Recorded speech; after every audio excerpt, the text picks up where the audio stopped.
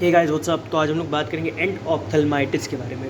तो आइटिस मतलब समझ में आता है कि इन्फ्लेमेशन होगा, ऑप्थेल मतलब आँख से रिलेटेड, एंड मतलब कोई एंड स्टेज डिजीज़ होगी, राइट। तो इसमें क्या होता है, basically inflammation of inner structure of eyeball होता है, ठीक है ना। आईबॉल में कौन सी स्ट्रक्चर्स आ गई तुम्हारे, uveal tissue, retina, vitreous. Uveal tissue में कौन सी, आइरिस, सिलियरी बॉडी और कोरॉइड, राइट। तो तीन चीज़ें होती हैं, आईसीसी करके याद हम लोग करते हैं, ठीक है ना। तो यूवियल टिश्यू में ये सब आ गई।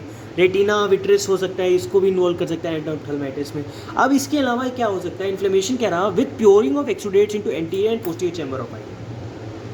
ये क्या करता है कि एक्सुडेट्स का पोरिंग कराता है, क्योंकि इन्फ्लेमेशन होगा तो एक्सुडेट्स बनेंगे, एक्सुडेट्स का पोरिंग होगा, कहाँ पे होगा, एंटीरियर एंड पोस्टीरियर चैम्बर में, ऑब्वियसली।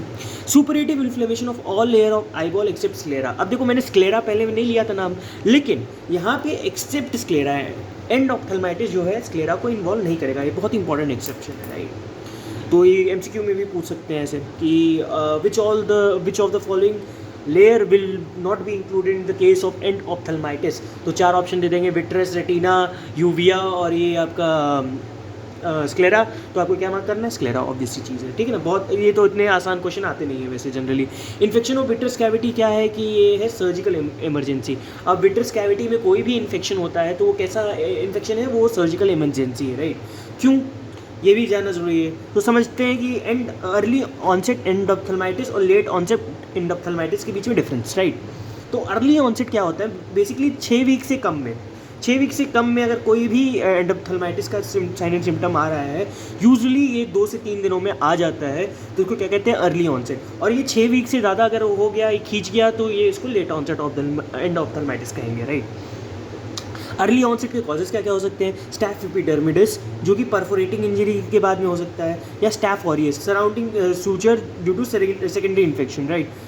सेकेंडरी इन्फेक्शन से ये हो सकता है ड्यू टू सर्जन्स फॉल्ट। अब देखो कैटरैक्ट का ये जो है अर्ली कॉम्प्लिकेशंस में ये एंडोप्थेल्माइटिस प्रेजेंट करेगा, राइट। एंडोप्थेल्माइटिस जो है ये कैटरैक्ट पोस्ट ऑपरेटिव कैटरैक्ट के कॉम्प्लिकेशन में ये प्रेजेंट करेगा, राइट। तो लेट ऑनसेट में क्या होगा, मोर देन 6 वीक्स, इसके कॉज क्या होगा, प्रोपेनियोबैक्टीरियम एक्निस, इसमें मोस्ट कॉमन कॉज होता है, ठीक है। ये किसके कारण से होगा, due to patient fault, due to देखो सर्जन फॉल्ट के कारण कौन सा, स्टैफ और इसके अरे मतलब कि स्टैफ एपिडर्मिडिस, बिकॉज उसने अच्छे से मतलब कि हाइजीन नहीं मेंटेन किया अपना, या कोई भी इम्प्रॉपर फॉल्टी इंस्ट्रूमेंट लगाया जो डर्टी था, ठीक है ना, तो उसके कारण से ये हो सकता है। लेट ऑनसेट में क्या है, पेशेंट की फॉल्ट रहेगी, पोपिनियोबैक्टीरियम इन्फेक्शन एक्निस के।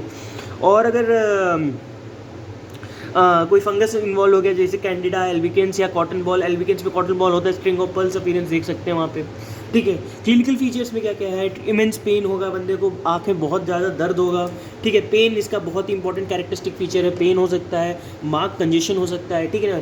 इसमें बंदे को बहुत ही ज़्यादा कंजेशन या रेडनेस ऑफ आई हो सकती है।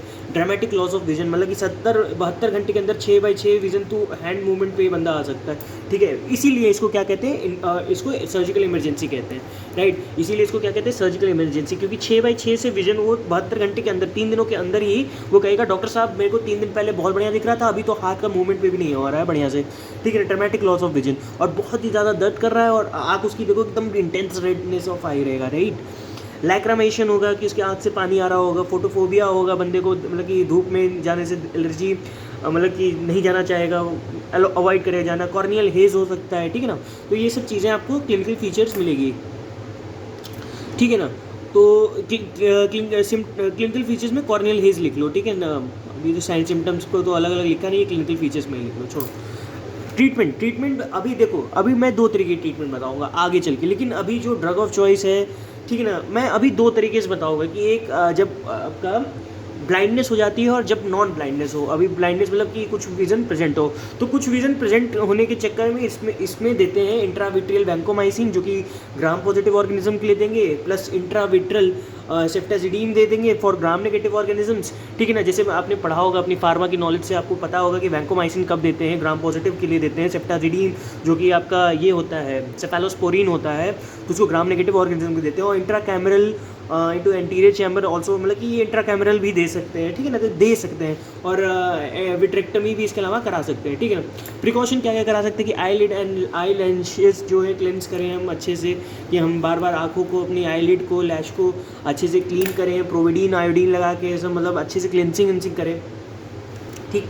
अब इसकी साइंस की हम लोग बात करेंगे। तो देखो, एक चीज़ होता है पफ बॉल ओपेसिटीज़ करके, ठीक है ना। तो पफ बॉल जो ओपेसिटीज़ होता है इन विट्रस, ये क्या होता है, पैथोग्नोमिक ऑफ फंगल एंडोप्थेल्माइटिस, ठीक है ना। तो फंगल एंडोप्थेल्माइटिस का सबसे मतलब कि पैथोग्नोमिक साइन जो होता है पफ बॉल ओपेसिटीज़ होता है। जैसे कि हर्बर्ट पिट्स जो आपका होता था वो ट्रैकोमा में पैथोग्नोमिक साइन था, राइट, हर्बर्ट पिट्स, ठीक है। तो इसी तरीके से पफ बॉल ओपेसिटी इसमें पैथोग्नोमिक है, राइट। समझ में आती है बात, ठीक है ना। तो साइंस की अगर हम लोग बात करें, साइंस में क्या आएगा, विट्राइटिस में सेल्स कुछ आएंगे येलोइश एक्सुडेट्स इन विट्रस आएंगे, ठीक है। विट्राइटिस में cells yellowish exudates in vitreous आ जाएंगे, ठीक है ना, क्योंकि एंटीरियर एंड पोस्टीरियर चैम्बर में एक्सुडेशन होगा due to inflammation, right. Lids होंगे, लिड्स में रेडनेस स्वोलन, तो ये कंजेशन था, पहले बता ही चुका हूँ कि लिडनेस लिड्स में रेड स्वोलन होगा। कंजक्टाइवा कंजेशन कीमोसिस दिखेगा आपको। कॉर्निया रिंग इन्फिल्ट्रेशन हो जाएगी कॉर्निया में, ऑब्वियस सी चीज़ है। एंटीरियर चैम्बर में हाइपोफाइन फॉर्मेशन बिकॉज एक्सुडेट्स का फॉर्मेशन हो रहा है।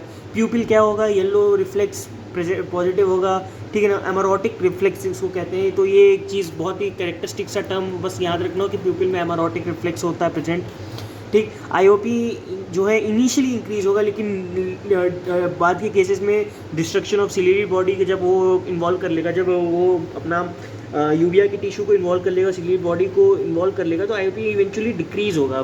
पहले तो इंक्रीज होगा लेकिन बाद में डिक्रीज होगा, राइट। तो ये भी इस तरह से भी आप डिफ्रेंशिएट कर सकते हो, राइट। अब ट्रीटमेंट की बात करें, ट्रीटमेंट इसका इंपॉर्टेंट है। तो विज़न अगर होती है, ठीक है, विज़न के ऊपर हम लोग इसका ट्रीटमेंट बनाते हैं। तो ब्लाइंड में अगर कोई भी परसेप्शन नहीं है, ब्लाइंड आदमी में कोई परसेप्शन ऑफ लाइट नहीं है, सीधा आप ई विजुअलाइजेशन कर दो, सारी लेयर्स निकाल दो एक्सेप्ट स्क्लेरा, स्क्लेरा छोड़ के आप सारी लेयर निकाल दो। तो अगर आपसे कोई पूछे कि हाँ भाई ई विजुअलाइजेशन का इंडिकेशन क्या है आपकी, मतलब कि वाइवा में अगर पूछे कि कोई भी एग्जामिनर बैठा हो सामने आपके पूछ रहा हो आपसे कि ई विजुअलाइजेशन का इंडिकेशन बताओ, तो आप क्या बोलोगे? आप बोलोगे कि हाँ सर इसका एंड ऑप्थेल्माइटिस, जिसको विज़न जो है अब उसकी जा चुकी है, अब उसको कोई मतलब कि हम लोग विज़न रिस्टोर नहीं हो सकती, तो हम उसमें पूरा ई विजुअलाइजेशन कर सकते हैं। और ई विजुअलाइजेशन माने होता क्या है, सारी लेयर्स ऑफ आईबॉल को रिमूव करना एक्सेप्ट स्क्लेरा। अब विजन अगर प्रेजेंट है तो भाई इंट्राविट्रियल एंटीबायोटिक्स बायोटिक्स दे सकते हैं। तो पहले तो ग्राम पॉजिटिव के लिए वैंकोमाइसिन, पीछे पढ़ा था हमने, ग्राम नेगेटिव के लिए आपका सेप्टाजिडीन, ठीक है। तो ग्राम पॉजिटिव के वैंकोमाइसिन के लिए 1 mg पर 0.1 ml डोज दे सकते हैं, 2.25 mg 0.1 ml। जो रटता है भाई वो रट के इसको कर सकता है, ठीक है ना। तो रटने वाले भाई बहुत खुशी से यार रटना, अगर नहीं रट पा रहा कोई दिक्कत नहीं, इतना लिख के आओ कि इंट्राविट्रल इंजेक्शन देते हैं, इतना अच्छा है। इंट्राविट्रल मतलब एंटीबायोटिक्स देते हैं, राइट, इंजेक्शन बोल रहा हूँ ठीक है। टॉपिकल एंटीबायोटिक्स भी दे सकते हैं और पार्स प्लेना की विट्रेक्टमी कराते हैं। Vitrectomy is a kind of procedure follow कि पार्स प्लेना की विट्रेक्टमी करा देंगे, ठीक है ना। अगर विट्रेक्टमी नहीं कराएंगे, अगर पार्स प्लेना का विट्रेक्टमी नहीं कराएंगे तो क्या दिक्कत होगा, ठीक है ना। समझ रहे हो, पार्स प्लेना का विट्रेक्टमी क्यों कराते हैं, बताना मेरे को कमेंट सेक्शन में बताना, ठीक है ना। आई गेस आपको समझ में आ गया होगा कि पार्स प्लेना का विट्रेक्टमी कराना क्यों ज़रूरी है। अरे ऑब्वियस ही चीज़ है यार, ठीक है ना। तो no use of systemic steroids, यहाँ पे सिस्टमिक स्टेरॉइड्स का कोई यूज़ नहीं करते, राइट। तो ये बात रही कुछ आपकी एंडोप्थेल्माइटिस के बारे में।